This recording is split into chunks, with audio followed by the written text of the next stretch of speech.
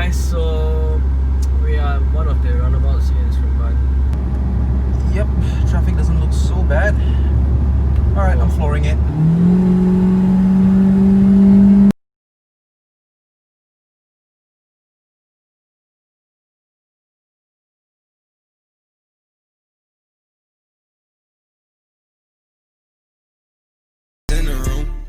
Alright, hello everyone. 3:15 here in very peaceful area, Seremban. And we have Abram here, my friend. So we're going to review on his lovely, beautiful Malaysian sedan.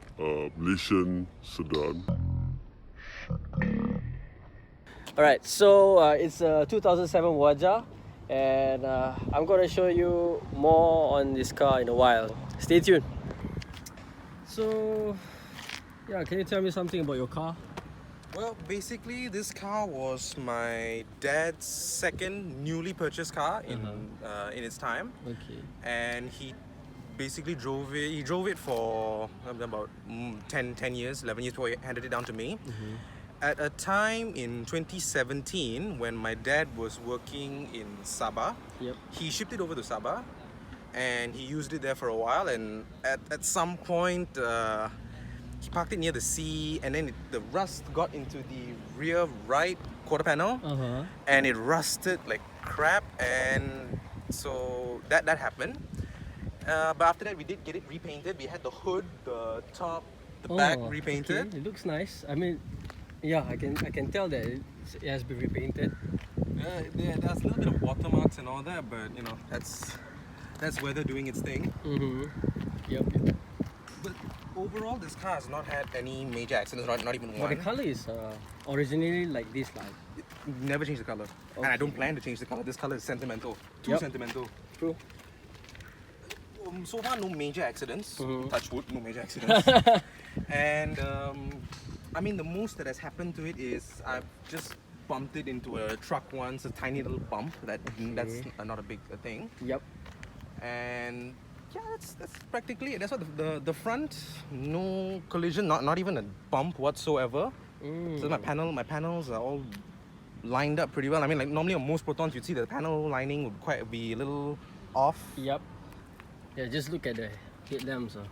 It's using the projector lights, where I don't think it's LED, right? No, it's not LED. Yeah, but for a 2010-year-old car, having a projector, I mean, you see, just look at this is the facelift version. Alright, so I think if we compare with the older, which is the pre-facelift version of the Waja, it looks kind of somehow outdated. But this one, it does look like like the new version of the Saga, and it even has this executive look like the Proton Perdana. Looks nice. And what's the capacity of the car? 1.6. 1.6. You won't be having much trouble when it comes to paying road tax, you know. No, especially when it comes to Malaysian tax and all. It's a lifesaver. Just look at it. It's just beautiful, absolutely gorgeous. Except for that little dent over there, but you know, I'm definitely not gonna fix that dent. That dent's my first incident. Too sentimental. Beautiful design, where they place the signal lights, you know, and then the fog lamps, and yeah, it's just so beautiful. It's just so neat, and you know, pretty much what a family sedan car needs, even until now, you know. The car is not that powerful. It's a little draggy. Its automatic transmission is pretty draggy. The torque is like, you know. But that performance put aside, the handling is by far one of the best I've ever driven.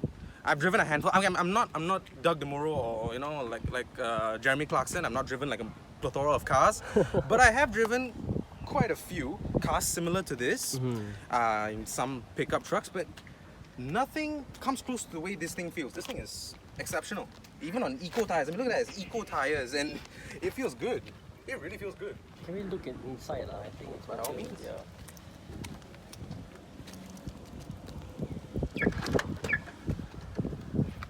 Wow, look at that.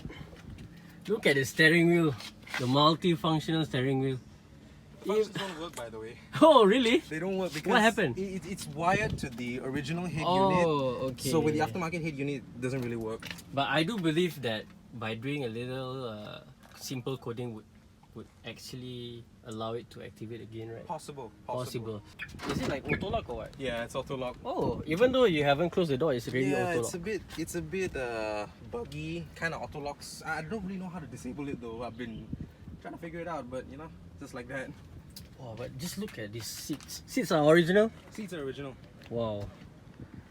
You see there's like luxury in this car, you know. You see like at the back seat here, you know, you feel like you're sitting in, you know, perhaps like an old S-Class like that. I mean, you know, S-Class usually do like a very nice comfortable seats, you know, and you have this your armrest here. And can I just open the rear door? Sure. Okay, just it's simple. Simple things. You know, you just get inside here and like, you see, for quite tall friend of mine here, what's your height? 1.7. 1.7. You see, with his perfect position, sitting position. And look at my leg room. It's not that bad. It's not that bad at all. You know, it's not that cramped. It's perfect. You know. And sitting at the back here, this is how it looks like. Looking at the beautiful cockpit here, oh my god, I just love it so much. Just look at the vents, you know, it's something that you are not able to see on a modern car nowadays, you know. The way they make it like such driver oriented position, which allows the drivers to, you know, to navigate things in a much easier way. And like I said, sitting at the back seat here, as you can see, it's not bad at all. You know, you can just rest yourself, you know, just relax and yeah, enjoy the ride, you know. Highways from KL, Johor, I don't think it's a problem, huh? What do you think? I mean, we've had pretty comfortable road trips and all with this car. I mean, taking it up to Fraser's Hill before. Oh, wow, amazing.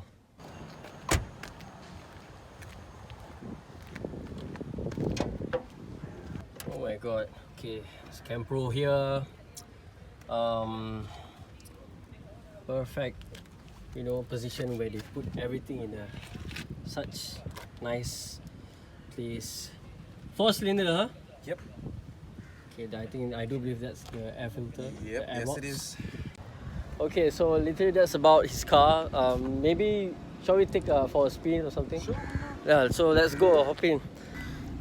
Alright, so guys, I forgot to bring my mount today, but I tried my best to actually demonstrate or like show all of you how it's like to be passenger in this car. So Abram, our very somehow professional driver here, he's gonna take us for a spin and just to feel how nice it is to be passenger in this car. So like, yeah, let's go. Oh, there's another Waja. You see, look at this Waja. How do they take care of it? It's just Amused is the word. yeah, look at the lights and all. Oh my goodness. So like, looking at his Abram's Waja, it looks completely new. You know? I mean, you wouldn't say that it has gone 200,000. I mean, about 200,000 of mileage, because it looks like as if this car has been out for what, 30,000 kilometers. But nah, it's going 200 soon. Yep. I definitely have some plans in store for it once I hit 200. I mean, something to reward this car also lah. Definitely. It's been a reliable car. It definitely deserves something. Yeah, indeed. You see, driving at the speed of what, 70 kilometers per hour, you don't feel like you're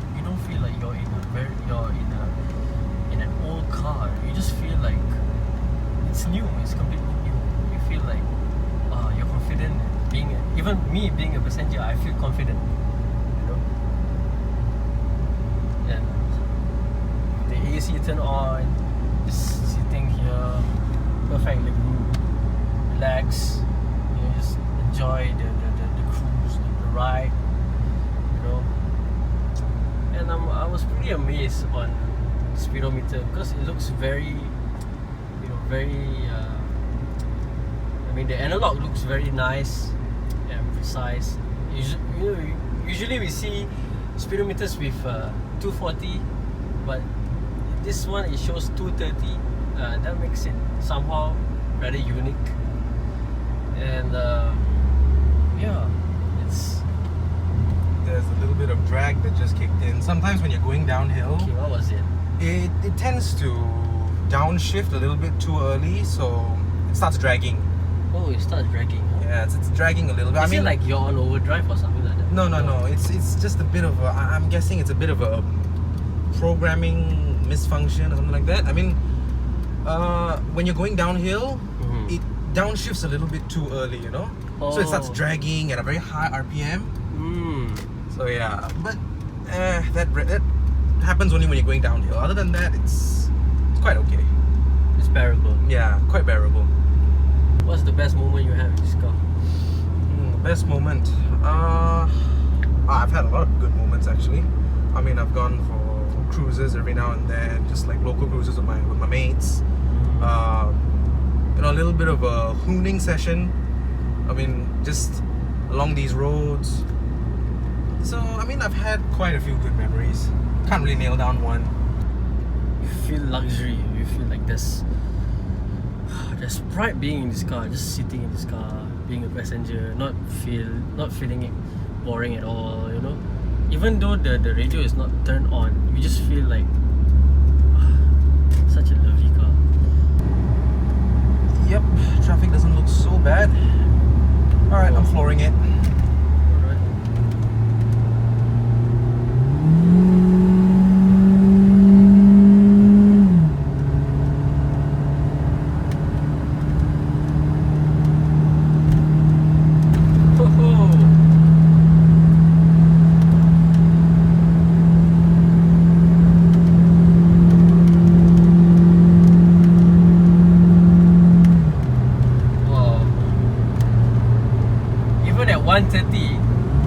Front wheel drive car, right? Yeah. It sticks to the road, you know. Wow, such an amazing ride being in this Waja. You know, it's just amazing. Like, I still couldn't believe how nice it was to be as a passenger sitting inside this Waja, you know, at a speed of 150, hitting the corners like as if you're driving a Lotus. Well, good job lah, good job Lotus, good job Proton. I really appreciate what you had done for these older cars, you know. It's just great, very great. As far as you've been driving this car for quite some time. What's the thing that you feel like, you know, Proton should have improved Waja? Well, I would definitely say it would have to be the build quality. I mean, like the simple stuff like the power window switches and whatnot, and the rattling dashboard panels and some and all, and also, I mean, this was the first generation of Campro powered Protons, and whatever issues the first generation Campros had were rectified with the CPS variant of the Campro. But yeah, I mean, the engine is not that fantastic. It's definitely the CPS is far more superior. I mean, it is superior. So, but overall, for what it is, and for the price that you can get these for now, around $2,000 to $5,000, you get quite a bit of car for the money. And I mean, if you get the chance to get one of these as your first car, or as your second car, maybe a runner, I'd say go for it. This is it's for the money, you get quite a lot of car. Yeah. And yeah, I mean, you'd be a fool not to get this if you need something that's a decent runner. It looks good, decent, is fairly reliable, and has got enough power to get you from point A to point B. Alright guys, I hope you somehow know quite a number of things about this Waja, and if you're planning to look for the one of this Waja, it's best for you to look at. Personally, I would actually recommend the MMC Waja that came with the Mitsubishi 4G18. If you prefer the facelift looks, I mean, you can always swap panels, that's not a big issue. But if you're looking for something that's reliable, far more reliable than a Campro, I would suggest that you get the MMC Waja. Campros are good, but you know that if they're not taken care, if you don't really take care of them, they tend to fall apart much more easily than a Mitsubishi. So yeah, I would say if you're looking for a more reliable runner, just get the MMC Waja. And if you prefer the looks of the facelift, just, you know, you can swap panels, or if that's too much work for you, you can just get an MMC, or you just get this, you know. Alright guys, so that's all about it. Make sure you do check my channel, and don't forget to like, share and subscribe, and more contents will be uploaded soon, so stay tuned. Bye bye. Let it go, make my body go, make our bodies higher and higher.